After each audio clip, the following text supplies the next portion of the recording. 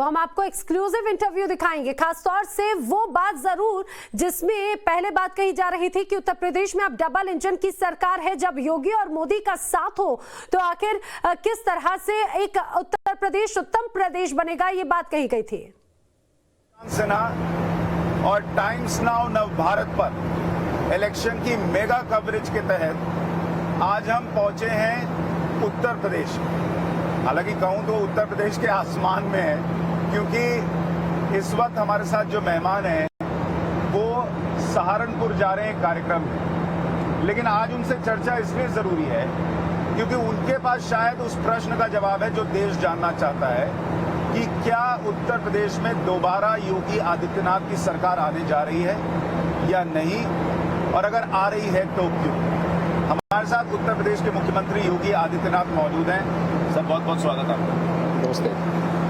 वैसे तो सर कहते हैं कि चुनाव में या राजनीति में पैर जमीन पे रहने चाहिए, लेकिन चूंकि हम हवा में उड़ रहे हैं इसलिए पूछ रहा हूँ, आप इतनी जगह जा रहे हैं, आपका आकलन क्या कह रहा है? आपकी पार्टी, आपका काम इस वक्त आपको हवा में उड़ने की अनुमति दे रही है जनता? पैर जमीन पर है या पैरों तले जमीन धीरे धीरे खिसक रही है? देखिए, भारतीय जनता पार्टी अपने कार्यों से और अपनी उपलब्धियों के बल पर जनता का आशीर्वाद प्राप्त करने में फिर से सफल होगी। प्रचंड बहुमत की सरकार 2022 में भारतीय जनता पार्टी की प्रदेश में बनेगी। कोई संदेश में होना ही नहीं चाहिए। मैंने प्रदेश के सभी जनपदों का दौरा किया है और संभवतः प्रदेश का मैं पहला मुख्यमंत्री हूं जो 5 साल के अपने कार्यकाल पूरा होते होते प्रदेश के हर जनपद में कई दौर की यात्रा कर चुका है। सरकार कैसे चलनी है, शासन की योजनाओं का लाभ बिना भेदभाव के गांव, गरीब, किसान, नौजवान, महिलाएं, समाज के प्रत्येक तबके को कैसे मिलनी चाहिए, पिछले 5 साल के अंदर यूपी के अंदर देखने को मिला है। इंफ्रास्ट्रक्चर डेवलपमेंट कैसे होना है यूपी का, और यूपी के अंदर क्या संभावनाएं हैं, ये यूपी के अंदर है। ये पिछले 5 साल के अंदर वो चीजें देखने को मिली। कानून व्यवस्था कैसे होनी चाहिए, ये पिछले 5 साल के अंदर प्रदेश के अंदर सरकार ने करके दिखाया है। आस्था का सम्मान कैसे होना चाहिए, ये सरकार ने करके दिखाया है। और डबल इंजन की सरकार का लाभ क्या है? केंद्र में मोदी जी के नेतृत्व की भारतीय जनता पार्टी की सरकार और प्रदेश में भारतीय जनता पार्टी की सरकार ने मिलकर के इन सभी लक्ष्यों को कैसे प्राप्त किया है, इसका एक आदर्श मॉडल है यूपी। गांव-गांव में हर व्यक्ति इस बात को कहता है कि साहब हमें राशन मिल रहा है, रसोई गैस का सिलेंडर मिल रहा है, विद्युत हमें बिजली मिल रही है, कनेक्टिविटी हमारी बेहतर हुई है, शिक्षा और स्वास्थ्य की बेहतर सुविधाएं मिली है, आवास मिल रहे हैं, शौचालय मिल रहे हैं। ये सभी चीजें जो पहले जनता के लिए दुर्लभ थी, आज उसके घर तक जाकर के मिल रही है। यह सरकार की उपलब्धि है और सरकार अपनी इन उपलब्धियों को लेकर के जनता के बीच आएगी। योगी जी, मेरे मन में और जनता के मन में यूपी को लेकर जो विपक्ष कह रहा है उसको लेकर बहुत सारे प्रश्न हैं, लेकिन मैं उससे पहले एक प्रश्न आपसे वो पूछ रहा हूं जो करोड़ों देशवासी जानना चाहते हैं। आपकी एक तस्वीर बहुत वायरल हुई मोदी जी के साथ, जिसमें वो आपके कंधे पर हाथ रखकर चल रहे हैं और आपसे कुछ बात कर रहे हैं। जनता के मन में प्रश्न है, क्या कह रहे थे मोदी जी आपसे? देखिए, मोदी जी देश के अब तक के लोकप्रिय और यशस्वी प्रधानमंत्री हैं, हम लोगों के नेता हैं। ये हमारा सौभाग्य है कि डिजिस कॉन्फ्रेंस के दौरान प्रधानमंत्री जी यहाँ पे 2 दिन रुके थे। देश के सभी डीजीपी जो आए थे उनके एक्सपीरियंस को जानने और आंतरिक सुरक्षा के मुद्दे को लेकर के, राज्यों की कानून व्यवस्था के मुद्दे को लेकर के उन्होंने क्या कुछ कदम उठाए, इन सब पर चर्चा करने के लिए इस दौरान एक समय ऐसा भी था जिसमें मुझे प्रधानमंत्री जी के साथ कुछ समय व्यतीत करने का अवसर प्राप्त हुआ था और उस दौरान राज्य के विकास को लेकर के, राज्य के विजन को लेकर के कैसे हम कार्य कर रहे हैं, इन्हीं पे चर्चा हो रही थी। और हम जो कुछ भी अब प्रदेश के अंदर अचीव किए हैं, प्रधानमंत्री मोदी जी का ही मार्गदर्शन है और उन्हीं की प्रेरणा भी है। कई लोगों को देखकर ऐसा लगा जैसे बड़ा भाई छोटे भाई को समझा रहा हो, देखिए, गुरु मंत्र दे रहा हो। वे हमारे अभिभावक हैं, मार्गदर्शक हैं और हर सम विषम परिस्थिति में सदैव सरकार के लिए और राज्य के लिए उन्होंने अपना पूरा समर्थन और सहयोग दिया है। उत्तर प्रदेश अगर कोविड प्रबंधन में इतना बेहतरीन कर पाया है, प्रधानमंत्री मोदी जी के मार्गदर्शन के कारण, उनकी प्रेरणा के कारण। उत्तर प्रदेश 2019 का प्रयागराज कुंभ को बेहतरीन तरीके से कर पाया, प्रधानमंत्री मोदी जी की प्रेरणा, उनके मार्गदर्शन के कारण। उत्तर प्रदेश आज गरीब कल्याण योजनाओं का लाभ हर गांव, गरीब किसान तक पहुंचा रहा है, हर महिला और युवाओं तक पहुंचा रहा है, मोदी जी के कारण। उत्तर प्रदेश इंफ्रास्ट्रक्चर डेवलपमेंट के बड़े बड़े प्रोजेक्ट को अपने यहाँ लागू किया है, प्रधानमंत्री मोदी जी के कारण। तो स्वाभाविक रूप से एक अभिभावक के रूप में, देश के अभिभावक के रूप में उत्तर प्रदेश का मार्गदर्शन हमारे लिए अत्यंत प्रेरणादायी है। मतलब सिर्फ काम की बात हो रही है, डेवलपमेंट और विकास की योजनाओं को कैसे अच्छे ढंग से हमने प्रस्तुत किया है, इन्हीं पर सब चर्चा हुई। जैसे आपने हमारे इंटरव्यू में कहा था मैं हूं ना, उन्होंने भी आपसे कहा मैं हूं ना, आगे बढ़ो। देखिए, मोदी जी का जो एजेंडा है बहुत साफ है, नेशन फर्स्ट, और भारत को दुनिया की एक सबसे बड़ी ताकत के रूप में प्रस्तुत करना है। पिछले 7.5 वर्ष के अंदर जो प्रयास हुए हैं उसके बहुत अच्छे परिणाम आए हैं। दुनिया के अंदर भारत की छवि में एक नई निखार आई है, देश के अंदर एक नया विश्वास जगा है। आजादी के तत्काल बाद अगर ये होता, इस प्रकार का अभियान चला होता, तो भारत दुनिया की सबसे बड़ी ताकत होता है। आज मोदी जी के नेतृत्व में न केवल भारत समृद्धि की एक नई ऊंचाइयों को छू रहा है, बल्कि एक सुरक्षित भारत, एक समृद्ध भारत, एक भारत और श्रेष्ठ भारत की परिकल्पना भी साकार हो रही है। और ये तभी संभव हो सकता है जब सभी राज्य भी अपने स्तर पर ईमानदारी पूर्वक प्रयास करें। कोरोना प्रबंधन के दौरान हमने देश के फेडरल स्ट्रक्चर के उस अभियान को भी देखा है जिसमें हर राज्य को एक अभिभावक के रूप में प्रधानमंत्री मोदी जी मार्गदर्शन कर रहे हैं। कोरोना महामारी से बचाव कैसे करना है, जीवन भी बचे और लोगों की जीविका भी बचे। आत्मनिर्भर भारत की परिकल्पना को साकार करने के लिए प्रधानमंत्री मोदी जी के द्वारा दिए गए विजन को पूरे देश ने बहुत नजदीक से महसूस किया है। तो स्वाभाविक रूप से एक अभिभावक के रूप में प्रधानमंत्री मोदी जी का, लेकिन उसमें एक बड़ी अजीब चीज थी सर कि एक तो बड़ी अच्छी आपकी केमिस्ट्री दिख रही थी, लेकिन विपक्ष ने उस पर भी सवाल उठाया। उन्होंने कहा कि वो आपको कुछ समझा रहे हैं, या फिर ये भी हुआ कि एक फोटो में शॉल है, एक में नहीं है, ये कैसे हो गया, ये तो फोटो अपॉर्चुनिटी थी। अलग फोटो अपॉर्चुनिटी थी, अलग अलग समय में ये सब कार्यक्रम हुए हैं, एक बार नहीं हुआ है, अलग अलग समय में चीजें हुई हैं। भाई सुबह है, रात्रि शाम के समय है, 2 दिन प्रधानमंत्री जी ने यहाँ कैंप किया था और प्रधानमंत्री मोदी जी 19 तारीख को ही दोपहर में यूपी में आ गए थे। पहले महोबा, फिर झांसी, रात्रि में लखनऊ, फिर 20 को यहाँ पर थे, 21 को यहाँ पर थे। 21 तारीख को सायकाल प्रधानमंत्री मोदी जी दिल्ली गए। 3 दिन का यूपी का उनका प्रवास और तीनों दिन मुझे उनके साथ रहने का अवसर मिला। तो आपने मोदी जी को कह दिया है शपथ ग्रहण में आना है? देखिए, वे अभिभावक हैं, सब कुछ उनको तय करना। अच्छा, अब मैं यूपी पर आता हूँ। उत्तर प्रदेश में आपने कहा कि आप हर जगह हर जनपद जा रहे हैं और आपको विश्वास है कि आपको सीटें आ रही है, लोगों का भी प्यार मिल रहा है। लेकिन जब अखिलेश यादव रैली करते हैं उसमें भी उतनी भीड़ दिख रही है, फिर वो कौन लोग हैं? क्या उसको ना माना जाए कि अखिलेश यादव को भी समर्थन मिल रहा है?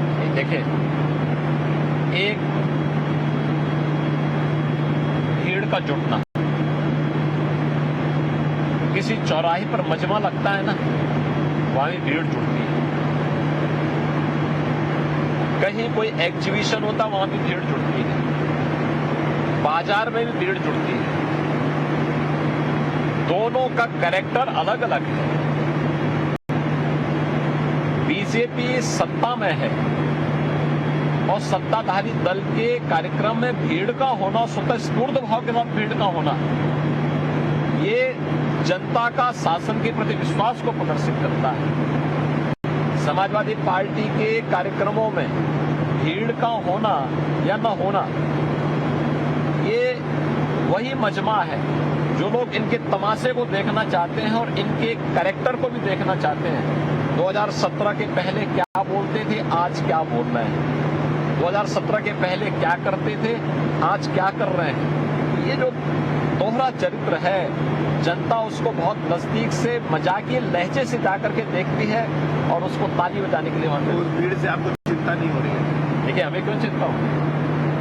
देखिए, हर व्यक्ति को हर एक कार्यक्रम में जाने, सुनने और अपने अनुसार अपनी प्रतिक्रिया को व्यक्त करने का अधिकार है। क्या आपको इस बात की भी चिंता नहीं है कि अखिलेश यादव और जयंत चौधरी साथ आ रहे हैं, आरएलडी साथ आ रहे हैं, अखिलेश यादव छोटी छोटी पार्टियों को भी साथ जोड़ रहे हैं? क्या ये भी ताकत आपके खिलाफ कोई बड़ी समस्या पैदा नहीं कर सकती? देखिए, आप एक बात बताइए, 2017 में भी 2 लड़कों की जोड़ी बनी थी यूपी में, जनता ने खारिज कर दिया।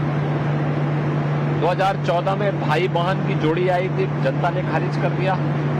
2017 में 2 लड़कों की जोड़ी आई थी, जनता ने खारिज कर दिया। 2019 में महागठबंधन बना था, तब समाजवादी पार्टी थी, बहुजन समाजवादी पार्टी थी, कांग्रेस थी, लोकदल था और अन्य सभी लोग एकजुट हुए थे ना। जनता ने क्या कहा? चौधरी अजीत सिंह जी भी और जयंत चौधरी जी भी हार गए थे चुनाव। अखिलेश यादव जी जो है 5 सीटों पर सिमट गए। बहुजन समाजवादी पार्टी उनसे दुगनी सीटें जीती। 2019 के चुनाव ने प्रदेश के विधानसभा चुनाव के पूरे सिनेरियो को रख दिया था, इसलिए कोई संदेह नहीं चाहिए। महागठबंधन को जनता ने जब ठुकरा दिया है, अब कोई गठबंधन यूपी में है ही नहीं। आप कह रहे हैं जिसको आना है आ जाओ। देखिए, मैं क्या कह रहा हूं, जनता 2014, 2017, 2019 में अपना फैसला दे चुकी है। सर, इस बार जयंत चौधरी की और अखिलेश यादव की जोड़ी क्या कोई प्रभाव छोड़ सकती है? इसकी चर्चा इसलिए भी हो रही है क्योंकि एक आकलन ये है कि पश्चिमी उत्तर प्रदेश में थोड़ी नाराजगी है बीजेपी को लेकर और उसमें किसान आंदोलन का भी प्रभाव है और वहां पर आरएलडी का प्रभाव है। तो क्या वो नाराजगी है पश्चिमी उत्तर प्रदेश में किसानों की? देखिए, पश्चिमी उत्तर प्रदेश का हर नागरिक 2017 के पहले सुरक्षा के भीषण संकट से गुजर रहा था। प्रदेश के अंदर 12 से लेकर के 17 के बीच में लगभग 300 से अधिक दंगे हुए। इन 300 से अधिक छोटे बड़े दंगों को अगर आप देखेंगे तो सर्वाधिक पश्चिमी उत्तर प्रदेश में उस असुरक्षा का भयंकर स्थिति थी पश्चिमी उत्तर प्रदेश में। कोई बेटी स्कूल नहीं जा पाती थी, कोई कामकाजी महिला कार्य पे नहीं जा पाती थी, कोई किसान अपने खेत में नहीं जा पाता था। ये जो स्थितियां थी, हमारी सरकार आने के बाद पूरा सिनेरियो बदला और ये सुरक्षा का बेहतर वातावरण,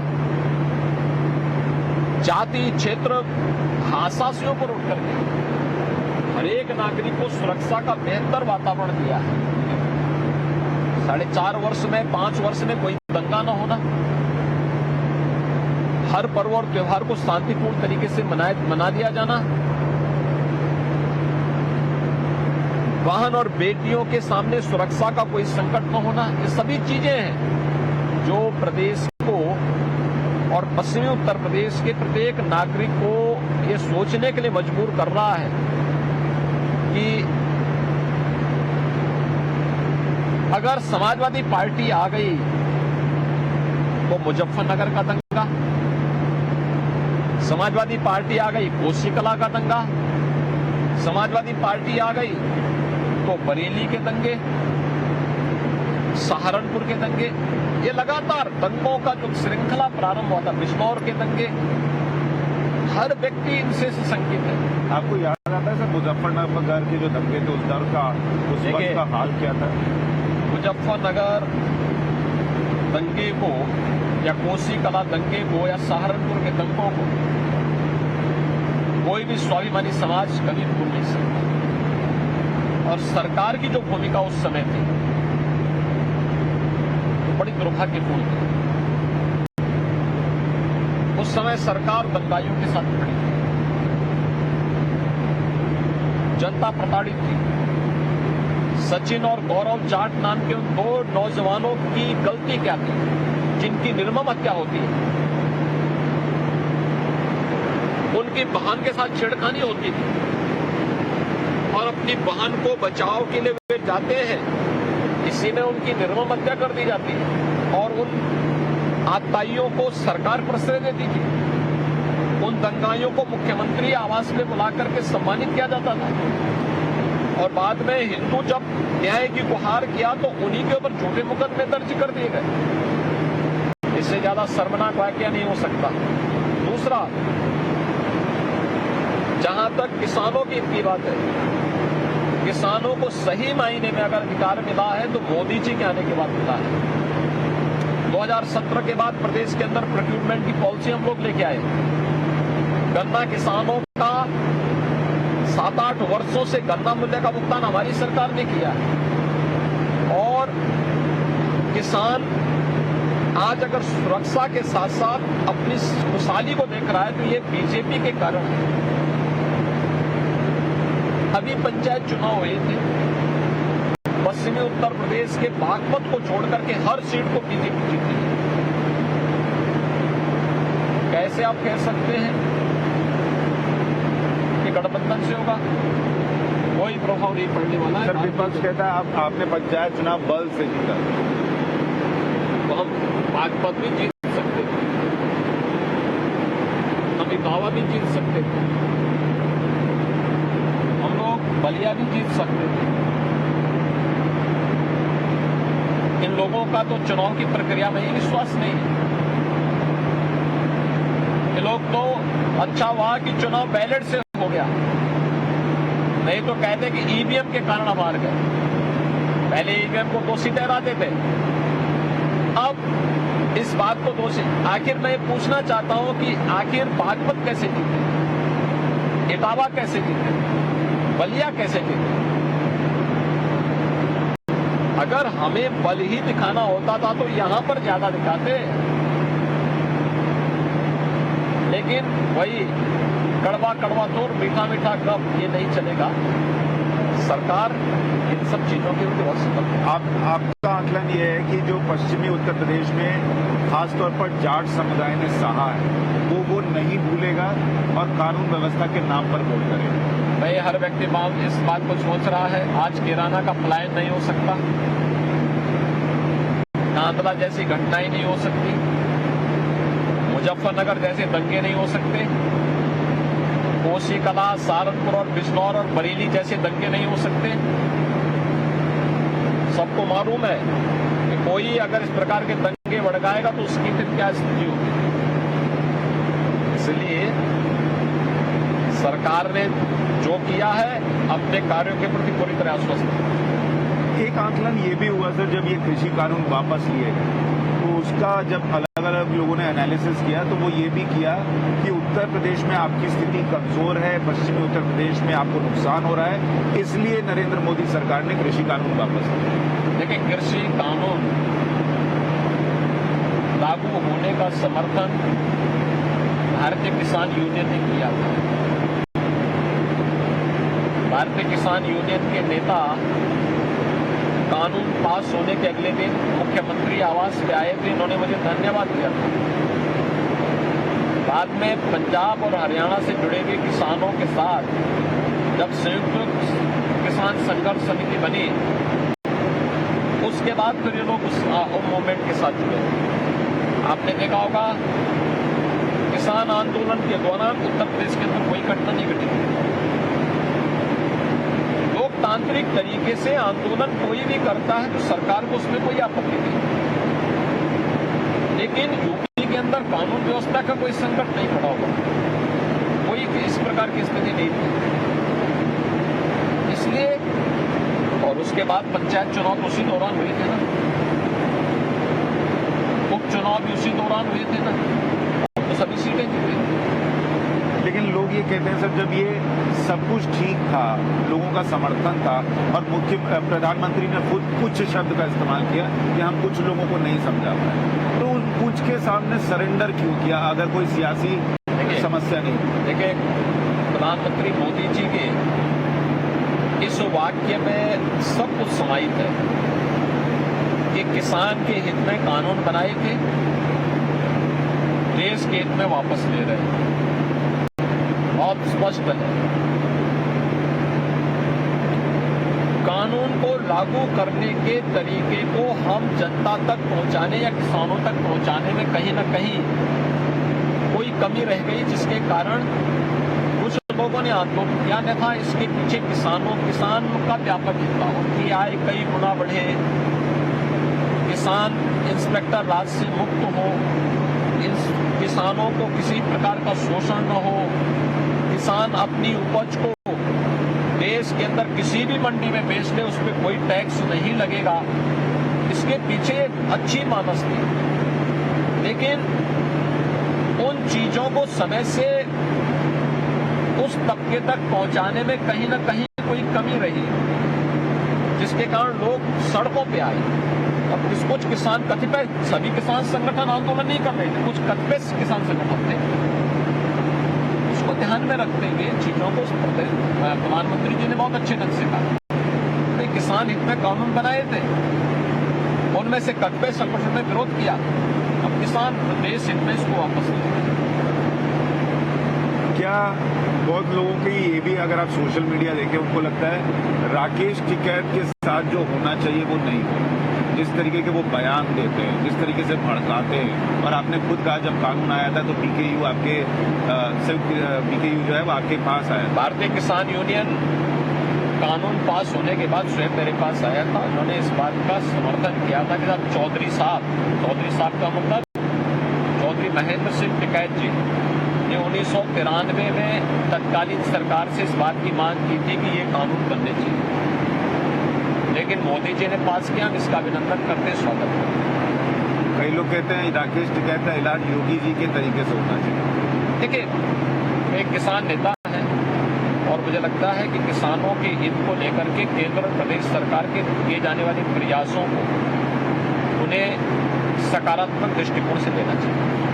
अखिलेश यादव अब आप पर थोड़े पर्सनल अटैक भी कर रहे हैं। उन्होंने कहा कि जिसका परिवार ही नहीं है वो क्या समझेगा परिवार का दर्द क्या। देखिए, वंशवादी और परिवारवादी लोगों से आप क्या उम्मीद करते हैं? जिनका दृष्टिकोण, जिनके लिए अपने स्वयं का परिवार ही पूरा प्रदेश हो,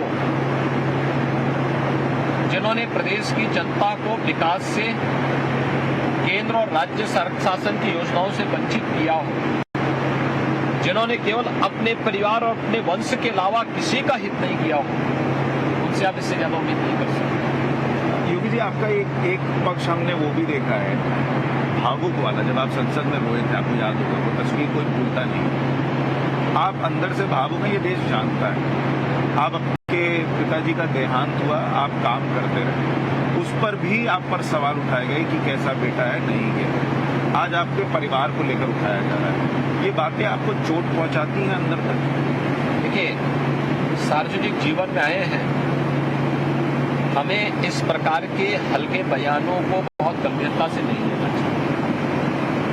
दूसरा, मैं सार्वजनिक जीवन में हूं तो मेरे लिए राष्ट्र सर्वोपरि है। कोरोना प्रबंधन देश के मिशन का एक पार्ट था और कोरोना की लड़ाई देश की लड़ाई थी।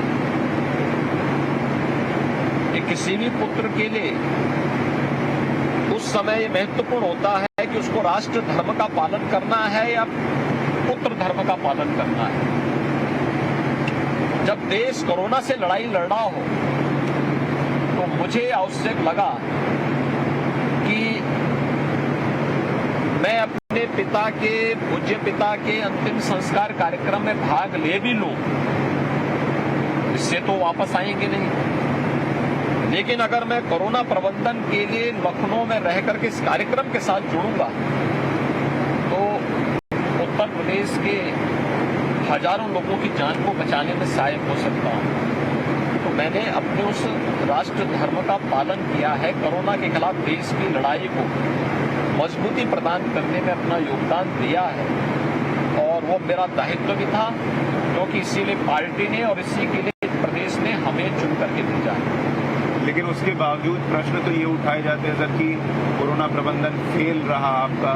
देखिए, बहती लाशें, देखिए ये कोई मूर्ख ही बोल सकता है कि जिसको देश दुनिया की जानकारी नहीं, वही इस प्रकार की टिप्पणी कर सकता है।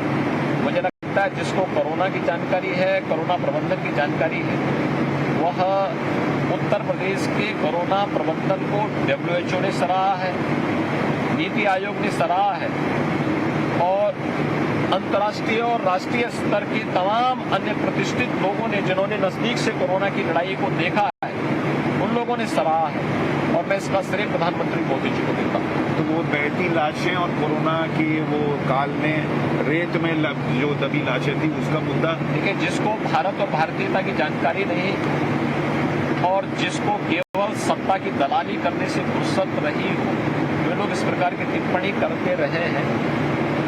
जब कोरोना प्रबंधन बेहतरीन था तब वे केवल, जब जनता का संबल बनाना था तब वे शमशान घाटों पे जलती हुई लाशों को दिखा रहे हैं। ये चीजें क्या दिखाती हैं कि जब आपको देश के साथ खड़ा होना चाहिए, जनता के साथ खड़ा होना चाहिए, तब आप एक नेगेटिव कैंपेन चला करके देश के उत्साह को यानी निरुत्साहित कर रहे हैं, उत्साह को मनोबल को तोड़ने का काम कर रहे हैं। ये नेगेटिव वातावरण बनाने वाले लोग वास्तव में कोरोना की लड़ाई को पूरी तरह कमजोर करने का शरारतपूर्ण चेष्टा कर रहे थे और जो भी लोग थे, मुझे लगता है उसकी निंदा की जानी चाहिए। क्योंकि जब पूरा देश एक एक व्यक्ति के जीवन को बचाने की लड़ाई लड़ रहा था, उस समय लोग हतोत्साहित कर रहे थे, अव्यवस्था फैला रहे थे, गुमराह कर रहे थे। मुझे लगता है कभी इन्हें इतिहास माफ नहीं करेगा। मैं अभी प्रधानमंत्री का दौरा कवर करने अमेरिका गया था सर, और मैं आपसे बस शेयर कर रहा हूँ कि मैंने वहाँ तस्वीर दिखाई थी कि करीब 6.5 लाख झंडे लगाए गए थे उन लोगों की मौत की जो कोरोना में मौत हुई। वहाँ की तस्वीरें किसी ने नहीं दिखाई, लेकिन हमारे यहाँ ये दिखाया गया। अमेरिका की तस्वीर, अमेरिका की आबादी भारत की आबादी की 1/4 है। भारत के अंदर 135 करोड़ लोग रहते हैं, अमेरिका के अंदर 33 करोड़ की आबादी है। वहां पर 6.5 लाख लोग मरे। भारत के अंदर ये संख्या 4 लाख तक थी। भारत की कोरोना प्रबंधन अमेरिका जैसे देश की जिसकी हेल्थ इंफ्रास्ट्रक्चर भारत से कई अच्छा है, वहां पर लोगों ने नेगेटिव कैंपेन नहीं चलाया, लेकिन भारत के अंदर प्रधानमंत्री मोदी जी स्वयं लीड कर रहे हैं, एक एक कार्यक्रम के साथ जुड़ रहे हैं। और ये भी कि पहली बार किसी महामारी में और किसी वायरस के खिलाफ भारत ने वैक्सीन बनाई, जिसकी सराहना होनी चाहिए, जिसका अभिनंदन होना चाहिए। उसका अभिनंदन और सराहना करने की बजाय उसको नेगेटिव उसके साथ जोड़ने का प्रयास किया गया। मुझे लगता है कोरोना के खिलाफ देश की लड़ाई को कमजोर करने की सलाह। क्या आपको ये महसूस होता है कि आपको पर्टिकुलरली टारगेट किया जाता है, चाहे वो हाथरस की घटना हो या कोरोना काल हो? मेरा काम है, मैंने पहले कहा ना, मैं ना सत्ता का उपभोग करने के लिए आया हूं और ना राजनीति करने के लिए आया हूं। मैं पहले दिन ये मानकर चला हूं कि मुझे अपने देश के लिए, अपने प्रदेश के लिए कुछ करना है। अपने उस राष्ट्र धर्म का मैं पालन कर रहा हूं। इसमें न जब मेरे समर्थन में लोग बोलते हैं तो मैं उससे अति उत्साहित भी नहीं होता हूं, और मेरे खिलाफ भी बोलते हैं तो मैं उससे हताश भी नहीं होता हूं। ना कि उत्साह में, ना कभी हताश और निराशा की स्थिति मेरे उसमें होती है। मैं एक समभाव में जीने वाला व्यक्ति हूं, सम और विषम दोनों परिस्थितियों का सामना करने वाला व्यक्ति हूं, और मैं उसी के अनुरूप अपना कार्य भी करता हूं।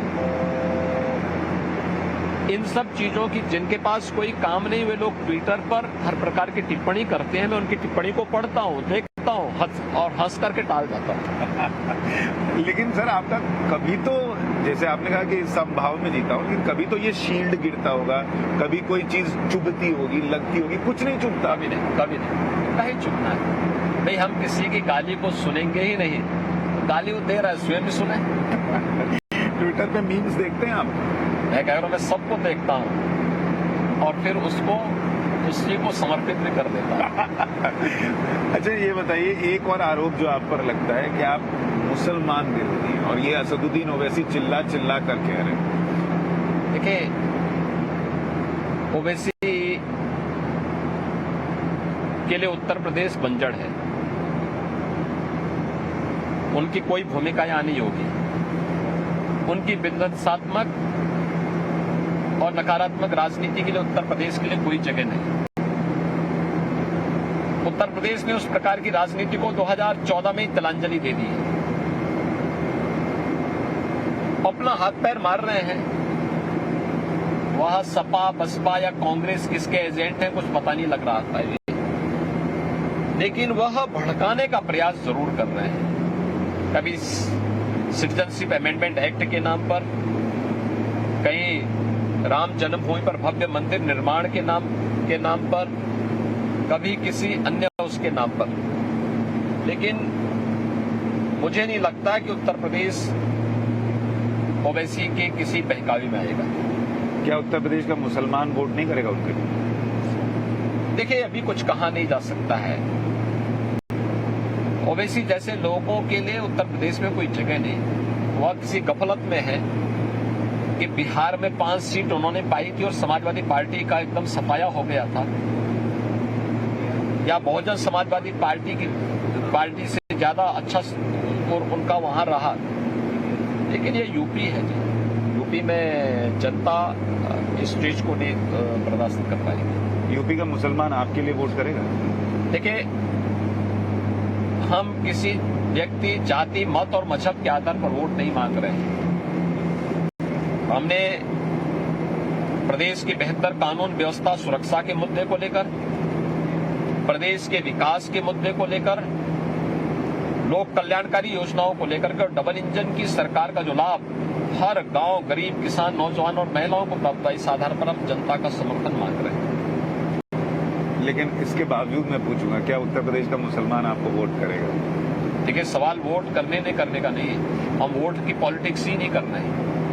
हमने कहा जिनको विकास अच्छा लगता है वो भारतीय जनता पार्टी को वोट दें। जिन्हें लगता है कि भारतीय जनता पार्टी की केंद्र और प्रदेश सरकार ने लोक कल्याणकारी योजनाओं का लाभ, गरीब कल्याणकारी योजनाओं का लाभ बिना भेदभाव के हर एक व्यक्ति तक पहुंचाया है। जिन्हें लगता है कि 3 तलाक की कुप्रथा को भारतीय जनता पार्टी की केंद्र सरकार ने, मोदी जी ने हमेशा के लिए बंद कर दिया है, जिन्हें लगता है कि अयोध्या में राम मंदिर का निर्माण भारत की आस्था की साथ भारत की सम्मान का प्रतीक और गौरव का प्रतीक है, ये भारतीय जनता पार्टी को। आपने जैसे कहा कि जाट जो है वो मुजफ्फरनगर के दंगे नहीं भूलेगा, तो मुसलमान भी वो पोस्टर नहीं भूलेगा जो आपने लगवाए थे सीए के विरोध के बाद। देखिए, उपद्रवी कोई भी हो, अगर कोई सार्वजनिक संपत्ति को नुकसान पहुंचाएगा, अगर कोई कानून के विरुद्ध आचरण करेगा, बहुत सख्ती से निपटेंगे। ये वोट बैंक की राजनीति से हट करके कार्य है। हर व्यक्ति को सुरक्षा प्रदान करना सरकार की प्राथमिकता है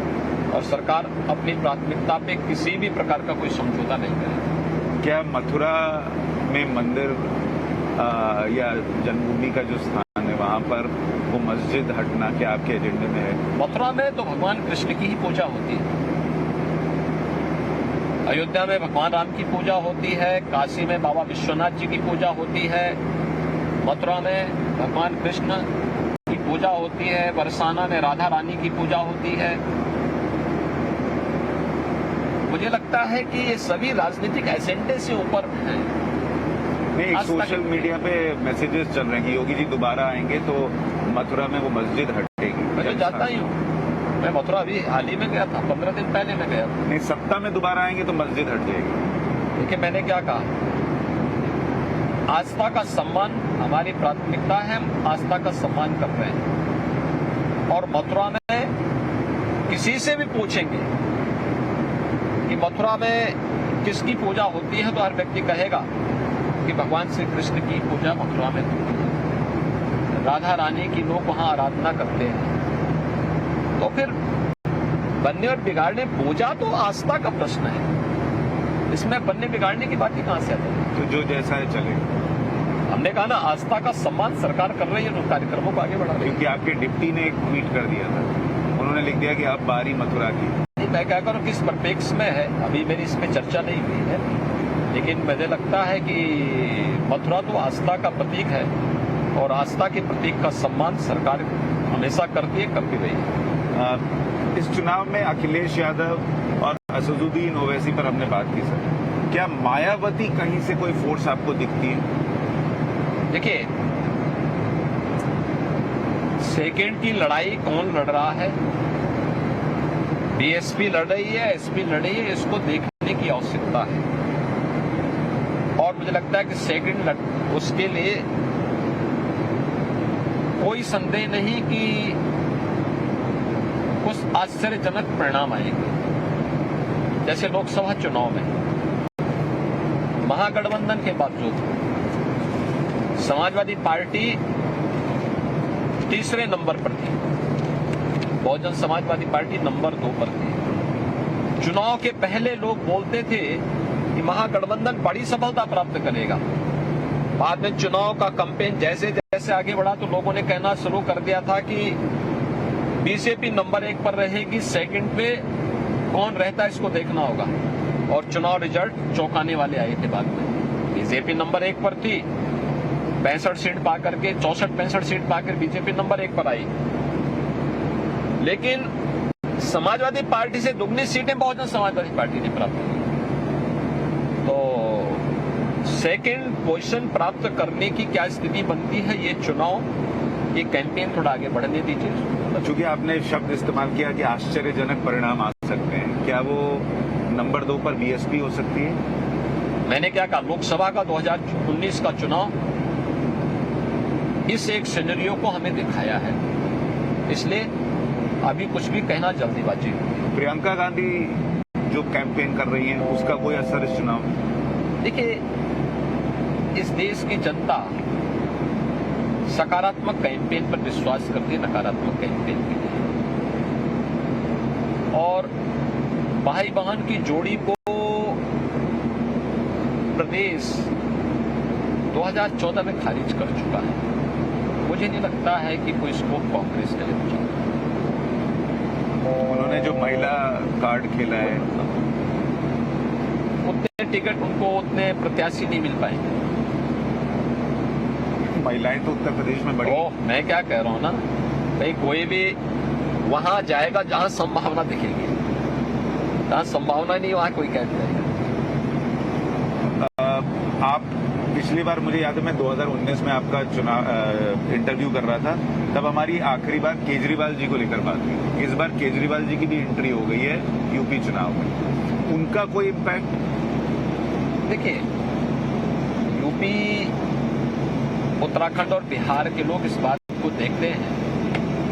लॉकडाउन लगते ही दिल्ली से जिस अपमानजनक तरीके से उत्तर प्रदेश, बिहार और उत्तराखंड के लोगों को निकाला गया था,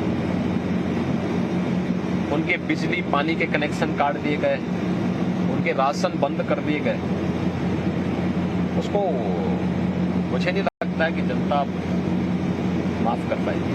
पर सर, आप कई बार आलोचना होती है कि केजरीवाल जी सब फ्री के नाम पे वोट मांगते हैं, आप भी free tablet, free mobile. Free tablet नहीं दे रहा, हमारा लोक कल्याण संकल्प पत्र का जो भाग रहा है वो दे रहे हैं। हमने फ्री कुछ नहीं दिया, हमने लोगों को उसके साथ जोड़ा है। खैरात नहीं बांट रहे हैं। कोरोना के दौरान ऑनलाइन एग्जाम करने या ऑनलाइन पाठ्यक्रम के लिए जब चैलेंज सामने आया तो हमने टैबलेट और स्मार्टफोन की व्यवस्था छात्रों के लिए तब की। कोरोना के दौरान जब जीवन और जीविका बचाने की कवायद शुरू हुई, तब सरकार ने उस समय इस बात को सुनिश्चित किया कि नहीं, हमें फ्री राशन देना चाहिए या भरण पोषण भत्ता देना चाहिए। हमने जब कोरोना कालखंड में देखा कि नई बीमारी है, लोगों में एक भय है, उस दौरान हम लोगों ने इस भय से इन कार्यक्रमों के साथ जोड़ा कि नहीं, अब हमें लोगों के जीवन को बचाना है।